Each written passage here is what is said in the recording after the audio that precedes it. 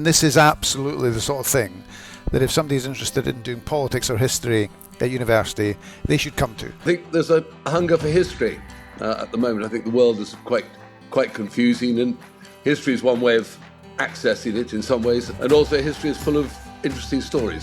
Having these talks, and we had General Sir Nick, they are enlightening. They really give you a deep dive, a sense, shine a light onto what is going on in the world. If you really don't pay respect to people's culture, history, religion, your policy making and even your tactical activities are probably going to be ill-suited for the context.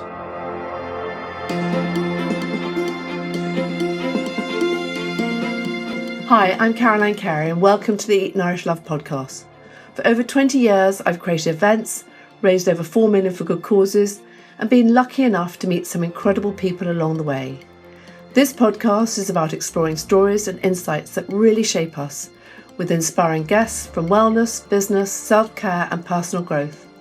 It's about learning to trust our intuition and discovering what truly matters, and how, with hard work, belief and tenacity, we can make so many things happen. So, welcome to our podcast this morning. I'm delighted to welcome Allan Thomson from Aspire Defence Limited and Lieutenant General Sir Simon Mayall, who is going to be talking at the Eat Nourish Love Autumn Fair about the House of War, decoding the modern Middle East. The talk is from 6:30 to 7:30 on the 23rd of September in Tedworth at Tedworth Park. Welcome to both of you. I'm really looking forward to having our conversation this morning about your talk, how you both know each other, and for our listeners to know why they need to attend this amazing event and talk. So it's so lovely, Simon and Allan, to have you on this podcast this morning. So I'd like you both to really introduce yourselves and explain how you sort of know each other. Simon Mayall, formerly professional army officer for 40 years. I finished up as Lieutenant General and the government's defence senior advisor for the Middle East. And I started out of university reading history, so great long-standing love of history, and then had a career that really 10 years of the Cold War. Actually, it was rather hot because I went out to Oman for 3 years to work with the Sultan of Oman. 10 years dealing with the sort of collapse of the Soviet Union and the Balkans, and then one could say another 10 years dealing with the wars of 9/11, and interspersed a lot of time in the Ministry of Defence on the policy planning side, which is where Allan and I, as Whitehall knife fighters, crossed paths and worked together. And in retirement have really taken that sort of professional and academic interest in the Middle East into the world of sort of literature and authorship. I mean, just to build on that, I joined a little bit after Sir Simon, because obviously I'm a little bit younger. But did a fair bit of the Cold War in the TA, or reserves as we now call them, and then joined the army. Most of my time with was regimental duty. I got promoted to lieutenant colonel and got sent to London, and I became Sir Simon's numbers man when we were trying to make the books balance, when the army was much bigger and there was probably not as much money as there might be in a few years.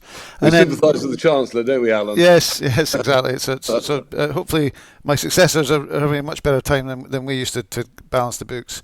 Then came back and worked for Sir Simon when he was Assistant Chief of the General Staff, doing all the army equipment stuff, and we'll come back to this, but then very much that was the middle of all of that was post 9/11 Iraq and Afghanistan, so that's what we were trying to sort of service. After that I went, my sort of last op tour was Herrick 14 in 2011-2012 with 3 Commander Brigade. Then I got to Brigadier, but then I decided a second career beckoned, and hence why I'm now in this role as Chief Executive of Aspire Defence, looking after the army estate. But more importantly, a strong supporter of the fair that is in September in Tedworth House Park. Well, thank you. Yeah, well, Alan, thank you, because you've been a great supporter and you've made it all happen. So I'm immensely grateful to you. But I think the key thing that we would agree is it's a huge community event. People come together. So there is obviously the big military element, but also it's not just military. It's everybody coming together from. I mean, there's a 50, 70 mile radius. People turn up at this event, and last year we changed around a bit, rebranded it, and popped a speaker's marquee on, which was a huge success. I couldn't really believe how fast it grew, really. And then Simon reached out and said that he might like to do a talk. So I nabbed you, didn't I? Well, it's very nice to go. Tedworth House, I commanded my brigade in Tedworth, and I lived probably about 200 yards from Tedworth House in Hastings House, overlooking the polo ground there. So it's really lovely, the thought that you are using Tedworth House, that it's attracting people, that it's supporting such a good cause. And I say it was an absolute delight to an old friend, yourself, Caroline, suggested maybe I'd like to give a talk, or I think perhaps suggested to you that having seen Nick Carter give a talk, you might like me to give a talk. And then to find Allan, an old mate, involved in it through Aspire, great organisation, that all came together very, very nicely. And you're right, I think there's a huge appetite for talks. You and Allan were talking about podcasts, how much you enjoy them, and we know how popular they are. And I think there's a hunger for history at the moment. I think the world is quite confusing, and history is one way of accessing it in some ways, and also history is full of interesting stories. So I'm delighted that you decided speakers might be part of your offering too, and I'm delighted to be one of those this year. Thank you. Well, it's a huge shopping event because that's how it all started, and so we have over 120 brands there, which is fantastic. But the whole point about it is that people can come and have a little bit of education and then go and shop and have lunch, tea, supper, or whatever. I think we were neighbours when you were in Hastings House, if I remember That's rightly. Right. Absolutely right. That's next door. Exactly. And Alan, it's Aspire. We've worked together, haven't we, for many years, and I think that obviously you've had huge belief in what we're doing, and I do think that you talk about history. There's a big appetite for history. But I think also what you do, and you both do in terms of your leadership in your work, is you're bringing your skills actually that have come from the military into your roles. And that there's a lot of well-being, health, mental stuff that comes on. And I think it was quite interesting bringing the fair from being a sort of quite a red, military, strong fair to maybe a sort of pink, fluffy wellness fair. But it's not, because it's actually these two messages come together really well. And it's very much the military. It's a lovely event. It's got great speakers. And that's why I wanted to bring the evening with you and Simon here, because I think that's, our demographic is so interested in that. But, wellness, health, history, it's all combined. And if you think about your mental strength that you've had to have, and I've listened to a few of your online podcasts or wherever on YouTube, and it's quite interesting about that skill set. Could you just talk through that a little bit as well? Well, I both, we both had different careers, but within the same organisation, the same basic training through Sandhurst. And there's that very old, very, very simple Venn diagram at the task, the team, and the individual, colloquially known as Adair's balls. And for us, the great thing I've always found in the military was a sense of purpose and a sense of shared purpose. And you can't achieve a task, which is absolutely critical. That's what God, King, and country, without building the team. And of course, you can't build a team unless you concentrate on the individuals. And so you are genuinely, without sounding so touchy-feely about it, trying to make everybody be the best person they can. I know it gets thrown around, but that's the reality. So the responsibility and privilege of leadership is to focus people's talent where you can find it or nurture it, and put it at the disposal of their fellow soldiers, and through that, at whatever task we're asked to do. And whether, dare I say, it's crunching the numbers in the Ministry of Defence or taking Hill 101, there's a certain element that runs through it, and it's one of the huge privileges of soldiering. And it's why I'm always so delighted when I find young men and women wanting to join the military, particularly going to the officer corps, but just anything, because they will come out of it with a reinforced sense of purpose in life. with friends, with experiences, with life skills that are directly relevant. And I'm sure, as I say, it doesn't matter which part of the army we were in, I'm sure Allan could say generically exactly the same thing about his experience as both a soldier and as an officer, both junior and senior.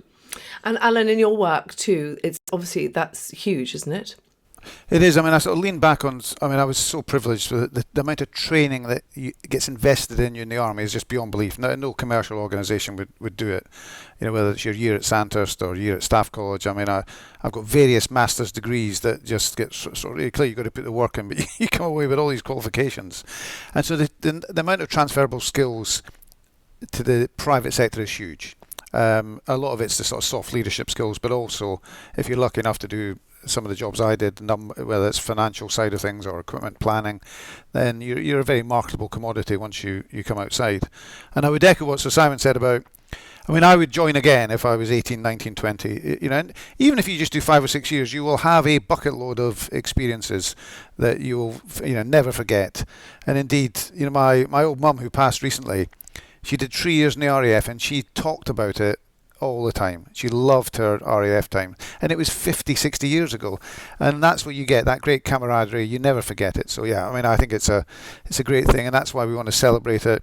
Having these talks, and we had General Sir Nick, they are enlightening. They really give you a sort of deep dive, a sense, shine a light onto what is going on in the world. And the Middle East is sadly continues to be that sort of real focus of all our attentions. Nobody talks about South America or anywhere else. It's all about the Middle East. There's just one last point, because my wife's a teacher, and when I was sort of thinking about this talk, she's doing all the UCAS things for the kids, and she said any lower six kid that wants to go to Oxbridge or anything like that, you've got to deep dive into your subject. And this is absolutely the sort of thing that if somebody's interested in doing politics or history at university, they should come to, because they will really get an insight, and it probably spark something that they could take to their Oxbridge interview or whatever the university they want to go to, and it will hopefully light a little fire that will burn for a long time. Simon, thank you, Allan. That's fascinating, and I agree with you. Simon, you've written this book, so can you tell us a little bit more about the book and your talk that you're going to be doing? Well, I have this slight embarrassment, Caroline, as I said earlier, that I should be able to wave a copy of my book in front of you and say the House of War, the Long Struggle Between Christendom and the Caliphate. But I was fortunate enough to sell out at the at Chalk Valley History Festival last week and at the Cavalry and Guards Club last night. But I've written 2 books on the Middle East. The first one was called Soldier in the Sand, a personal history of the modern Middle East, which really took my family story all the way back to my grandmother, who she and her sisters qualified as doctors in the first decade of the last century, and all 3 joined the army in the First World War and went to war. And my grandmother and my great aunt Lil went to the Ottoman front. So I've taken every touch point my family had, from my grandparents through my parents. My father was a professional Royal Air Force pilot. He was in Egypt, and he was also in Yemen, where I was brought up, and then my own, and every sort of family, academic, and professional touch point with the Middle East I used to tell the story of the Middle East. The new book, House of War, really is a prequel in some ways, because it takes 10 great sieges and battles from really Yarmouk in 632, which was 636 rather, 4 years after the death of Muhammad, and tracks through from the foundation of the Caliphate on the death of Muhammad, Abu Bakr, through to Abdul Mecid, who was the last caliph, when the Caliphate was abolished by Kemal Ataturk in the out of the wreckage and ruins of the Ottoman Empire.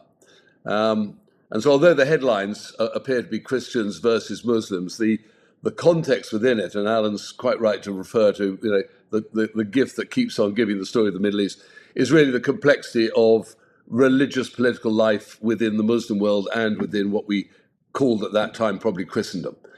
So it's what I call applied history. You read it for its own sake because it's interesting. The battles, I think, are well told. You probably expect that from a professional soldier.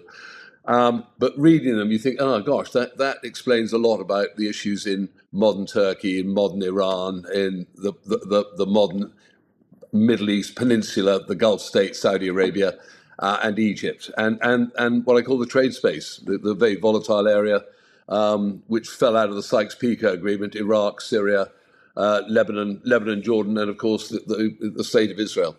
So that's the idea: is to tell a story, a good historical story, in a manner that people think, my goodness, I can look at a really complex part of the world and feel more confident that I understand it, because countries have breadth and depth, but they've also got historical, cultural, and religious depth. And if you don't understand them, and Allan, as a professional soldier, and having operated out there, and all our peer group would say that if you really don't pay respect to people's culture, history, religion, your policy making and even your tactical activities are probably going to be ill-suited for the context.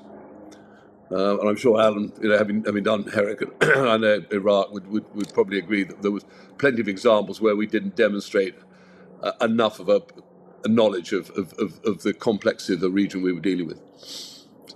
So I'm hoping that's what people would get out of reading the book. Absolutely. I mean, just to sort of finish on Afghanistan, which is of course right in the periphery of the Middle East. I'm never quite sure if it's in or out, but just understanding, the culture, and we, you got a fair bit of an insight before you went there, but then of course you really, had to absorb it when you went there, or you went up to Kabul or Kandahar, whatever it was, and it did give you an insight as to what you were trying to achieve. Clearly, whether we achieved that or not, but we went to Afghanistan many times and have rarely ever succeeded in doing anything worthwhile. I think there's, we need to put a lot more effort into the proper Middle East, as I would say it, down by Persia and Iran. And I was talking to my kids about Iran, but I use the term Persia. It's such a great culture, and with such great history, sort of cradle of civilization, that we all just want it all to come back into a nice sort of safe environment with everyone living together in harmony, whether that's Jews, Christians, or Muslims, or anyone else. So it's a fascinating area. It's the most fascinating area in the world, without shadow of a doubt, and therefore I'm really looking forward to the talk and hopefully learning something and getting a few insights. But it is interesting because I occasionally put up a big equation, sort of thing Allan would have no problem with. To me, completely incomprehensible. But Allan, being a sort of engineer, mathematician, whatever, would know how to break down an equation. He'd know what the building blocks are. It's the same with history, to an extent. If you do understand the difference between Turks, Arabs, Egyptians, Iranians, if you understand the difference between the culture, the historical reference points, if you understand the difference between Sunni and Shia, if you can understand, where the Kurds fit in, to an extent, you get those foundational building blocks of ethnicity, religion, history, culture, and you begin to see where the touch points are. And Alan's quite right to refer to the deep civilizational roots of Persia, because it long predates Islam. And to them, of course, the Arabs came out of nowhere. The Arabs were their sort of rather camel-herding neighbors across the Gulf. And suddenly Allah delivers the word of God through Muhammad to the Arabs. And the Arabs go out and destroy the great Persian Sasanian Empire.